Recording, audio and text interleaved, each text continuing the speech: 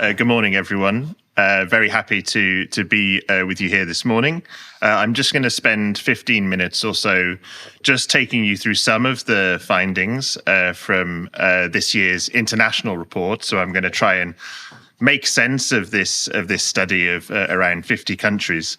If you're interested in following up on any of the data points that I mentioned, we've actually launched a new feature on our website today, which allows people to explore the data in different countries and over time. So do have a look at that if you get a chance. So just briefly to say a few words about the study for those that aren't familiar with it. This is a large online survey of news audiences across 48 different markets, around half of which are in Europe. But you can also see that some of those are from Africa, from Asia, from Latin America, and so on. We surveyed around 100,000 people in each market at the very beginning of this year, so late January and early February. And what we find, just kind of as a brief overview, is that in the past years, we've seen quite a lot of stability in the data. But 2026 is very different, and we've got some sort of explanations for why that might be. But it's clear that this is a volatile year, not only more generally, but also in terms of how people are getting news. What we've seen is that audiences are drifting away from more traditional sources to what we call a more platformized news experience. And news is becoming more video-led at the same time, more creator-shaped, and starting to become intermediated by AI technology. And at the same time, news and information is becoming less trusted in many parts of the world, and for news organizations, harder to monetize as well. But that doesn't mean that the public thinks that journalism is irrelevant. What we'll show is that trust in specific news brands is holding up better than trust in news in general. And people still believe in impartiality as an ideal and value public service media at the same time. So let's go into the data and explore this in a little bit more detail. So where are people getting their news in 2026? Well, what we've seen this year is for the first time that social and video networks as a source of news have overtaken traditional news sources like television, but also online news websites and apps from branded publishers. You can see that crossover here. But it's not just about the growth in the last year of social and video networks. It's clearly also about the decline of more traditional sources at the same time. One area where we're seeing growth is around the use of AI chatbots for news, so up 3 percentage points this year. 10% now say that they use them to get news on a weekly basis, and I'll say more about that in a second. Podcasts used by 11%, didn't see any growth this year. This is now looking at the main source of news that people say that they use, and we've split the data by age. This is the data from 2021, and in just 5 years, we've seen some quite large shifts in what people say their main source of news is. And what we're seeing is this shift away, even amongst the older groups, from television, even amongst the over 55s, to social, video, and AI platforms. And also, we see the shift from news websites and apps as well. So it's not just about online versus offline. It's about new forms of online news use taking over from older forms. And again, it's about the young. Some people talk about younger people. Will they adopt the media habits of older people? What we see is older people adopting the media habits of younger people. This is the data for the use of AI chatbots for news in the last week. So still something that is quite niche, but we have seen growth in countries like Korea, Brazil, and others, which are typically dominated by platform news consumption on social media, via search, etc. At the other end of the chart, we can see figures for below or 5% or lower in European countries like the UK, Denmark, and Germany, which typically have more traditional patterns of news access. On trust this year, As I mentioned, for the past few years, the proportion that say that they trust most news most of the time has been at 40%. This year, we saw a decline by 3 percentage points to 37%. And you can see from this chart, which shows the difference from last year, in just over half of countries, we've seen a decline of more than 3 percentage points, as much as 10 percentage points in the Philippines. And perhaps, kind of reinforcing that point, just one country, Kenya, which actually saw an increase in trust in the last year. And this means that this 37% figure is the lowest we've seen since we started measuring trust in 2015. But there's a really important point to make here. These are the 5 countries which have seen the largest declines in trust in news in the last year. And what we see is that if we look at the trust in specific news brands in each of those countries, actually the declines are much smaller. So the decline in trust in news in general is partly about the information environment and not all about what's happening for specific news brands. There are some exceptions to this, but this is quite an important point, I think. And what we think might be happening is that trust in news is declining as the media environment becomes more dominated by sources like social media and AI chatbots, which have much lower levels of trust in news than news in general. And what we're thinking is, as the shift carries on, we might see trust in news overall go down, even as trust in news brands hold steady. That's at least what we see at the moment. On to video now. And this, we see a sort of shift towards video platforms. Some of the platforms that we measure, which are less based on video, like X, Facebook Messenger, have not seen any growth for news in the last few years. However, where we see growth is on YouTube, on TikTok, and on Instagram, and also WhatsApp as well. Particularly this year, a large uptick in the proportion that say they use these networks to get news in the last week. And then there's Facebook, which is an interesting case in long-term decline. But this, for the first time in a long time, we've seen a slight uptick. And I think this matches what we've seen from some industry data and from publishers as well. It's important to recognize that the growth in video that we've seen since 2021 is really driven by off-site consumption, so consumption on platforms like YouTube.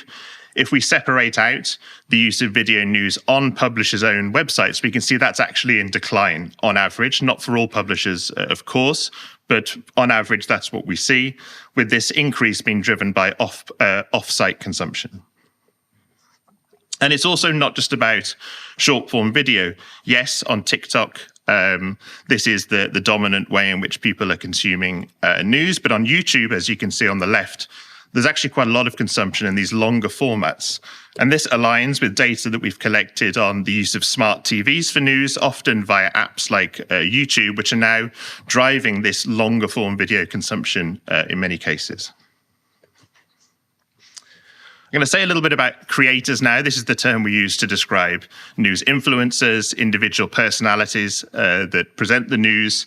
And we've been tracking this for a number of years. And what we're starting to see is that there's really quite a large split by country. So this is the proportion of people who say that they get news from a news-focused influencer or creator in the last week. Almost half say that they do this in Thailand, for example. Then in places like Canada, Argentina, the figure is between 20 and 30%. But here in Europe, we tend to see much lower figures also in Japan. Just 9% in the Netherlands say that they use a news-focused creator in the last week. So very different from other parts of the world.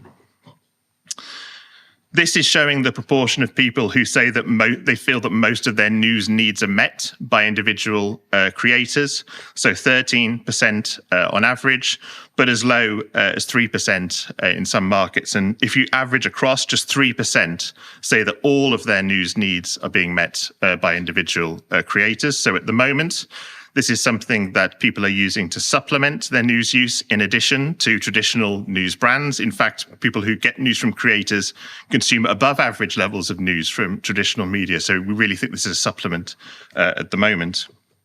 But there's something interesting happening when we look at how people feel about these sources of news. So this data is showing the difference between those who think they are better or worse than traditional media.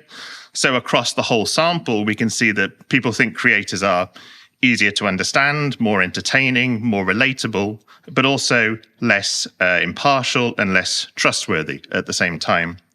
But if we focus on the group that just uses creators, we can actually see that they tend to think that creators are better across all of these attributes. So although this is a small group at the moment, it does reveal a preference amongst a certain group for this type of news consumption.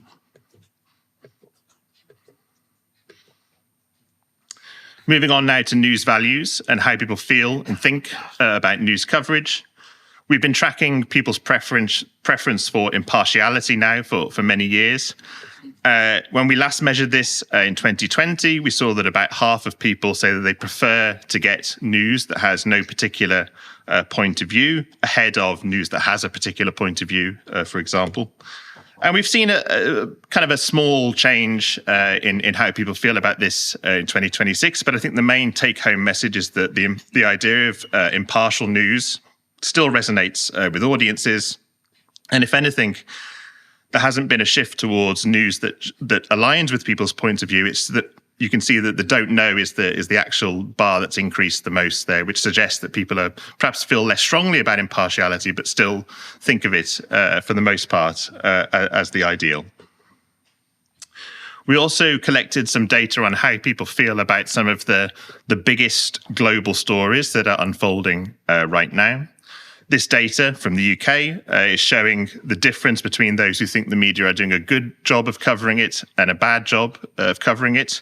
So overall, people in the UK think the coverage of the conflict in Ukraine has been good, but on other stories, especially immigration, they think the coverage has been bad. And this actually is a very familiar picture when we look across other countries. For the most part, people think that the media are doing a bad job of covering these big global stories. There are some exceptions. Norway is actually one of the exceptions where, on the whole, the coverage is seen as good on average, again, apart from immigration, which seems to be a particularly difficult story for the news media to get right all over the world. On to public service media.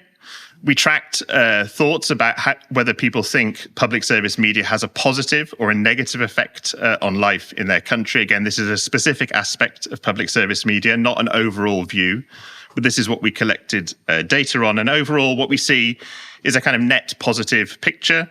So 37% say that the public service media in their country has a positive effect on life there, compared to 22% who say it has a negative effect. But you can see that actually, the kind of largest chunk is the proportion who say that they think it's neither. So either a neutral view or perhaps a mixed view. Splitting this out by country, again, we can see that in most cases people are positive, some with a mixed view, including the UK, and then a small handful of countries, including France, where the net view tends to be negative. But it's important to recognize, as many of you will have guessed, I think, that this is heavily influenced by partisanship. So if you look at Germany, you can see that the net positive view is much, much weaker on the right compared to the left, showing this very large split. And this is a familiar pattern that we see across many countries. Finally, on paying for news, very little change in the data on average this year. Of course, some publishers will have increased their subscribers, some will have perhaps gone down, but on average, what we see is stability. Norway and Sweden, again, the countries with the highest levels of paying for news, 40% in the case of Norway, but then down to around 10% in many of the bigger markets that we have in the data. One thing we noticed this year is that although traditional news organizations account for the largest share of those payments, it's actually quite a diverse picture, with 23%, so around a quarter, saying they're paying for access to a digital-only publisher, around 20% paying for access to an aggregator, and between 10 and 20% paying for access for an individual, for example. So we're starting to see a diversification in payment models. So just to wrap up, before I hand it over, on discovery, it's very clear that social and video networks are displacing traditional sources, including news websites. AA chatbots growing fast for news, but not yet something that's in the mainstream. Creators, consumption is clearly sort of increasingly widespread. But so far, creators are complementing traditional sources rather than replacing them. On formats, video continues to grow, but established providers are perhaps losing out slightly as most consumption takes place off-site. Audiences are increasingly distrustful of news and the information environment, but news brands themselves seem to be holding up much better than the environment as a whole. Impartiality still lives on as an ideal, and public service media news is generally considered to have a positive effect on national life. But I think it's also fair to say that audiences are underwhelmed in many cases by the coverage of some of the big stories that are unfolding today. Pay, we don't see any growth in pay this year, but the diversity of payment models seems to be growing. So I'll leave it there. Thank you very much for your attention. And as I said, if you're interested in more, please look at our website. Thanks very much.